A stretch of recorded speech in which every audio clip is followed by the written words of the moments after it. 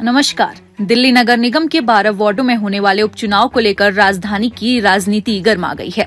भाजपा ने इस चुनाव को अपनी सरकार की पहली बड़ी परीक्षा मानते हुए एक नया चुनाव मॉडल तैयार किया है।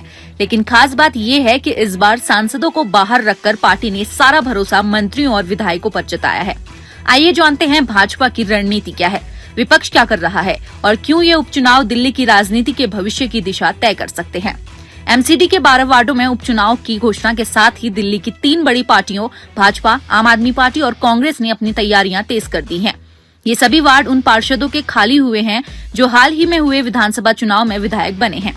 यानी ये उपचुनाव न केवल निगम की सियासत का सवाल है बल्कि दिल्ली की सत्ता की नब्ज मापने का भी जरिया बन गए हैं। दिल्ली भाजपा ने इस उपचुनाव को संगठन और सरकार दोनों की परीक्षा बताते हुए रणनीति में बड़ा बदलाव किया है। इस बार पार्टी ने सांसदों को औपचारिक जिम्मेदारी से दूर रखा है। इसके बजाय 6 मंत्रियों को 2-2 वार्डों का प्रभारी बनाया गया है। वहीं विधायकों और प्रदेश संगठन पदाधिकारियों को 1-1 वार्ड की जिम्मेदारी दी गई है। इन प्रभारी और संयोजकों को बूथ स्तर पर निगरानी, मतदाता संपर्क और प्रचार रणनीति तैयार करने का जिम्मा सौंपा गया है। भाजपा का मकसद है मंत्री और विधायक सीधे जनता के बीच जाकर रेखा गुप्ता सरकार के कामकाज को बताएं। भाजपा का ये फैसला कई राजनीतिक संकेत भी देता है। पहला, पार्टी चाहती है कि मंत्री और विधायक जनता से जुड़कर सरकार की साख को मजबूत करें। दूसरा, सांसदों को औपचारिक रूप से दूर रखकर संगठन ये संदेश दे रहा है कि ये उपचुनाव रेखा गुप्ता सरकार का टेस्ट है, न कि संसदीय नेतृत्व का। प्रदेश अध्यक्ष वीरेंद्र सचदेवा और संगठन महामंत्री पवन राणा पूरी रणनीति तैयार कर रहे हैं।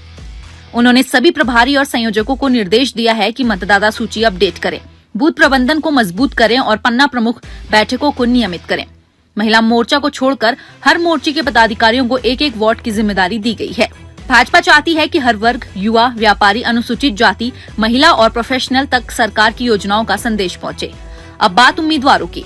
भाजपा ने तय किया है कि प्रत्याशी के नाम जिलाध्यक्ष, स्थानीय विधायक और संबंधित सांसद की राय से तय होंगे। 3 नवंबर तक सभी नाम प्रदेश नेतृत्व को भेजे जाएंगे क्योंकि उसी दिन से नामांकन प्रक्रिया शुरू हो जाएगी। सूत्रों के मुताबिक इस बार पार्टी स्थानीय चेहरे पर दांव लगाएगी, यानी वे नेता जो वार्ड स्तर पर सक्रिय हैं और जनता के साथ सीधा जुड़ाव रखते हैं।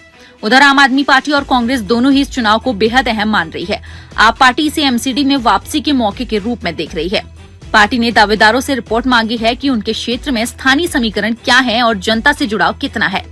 वहीं कांग्रेस का कहना है कि जनता भाजपा और आप दोनों से निराश है और अब उसके पास खुद को दोबारा साबित करने का मौका है। दरअसल एमसीडी उपचुनाव तीनों पार्टियों के लिए अग्नि परीक्षा है। भाजपा के लिए चुनौती है बहुमत बनाए रखना, आम आदमी पार्टी के लिए खोई जमीन वापस पाना और कांग्रेस के लिए जनता के बीच दोबारा पैठ पाना।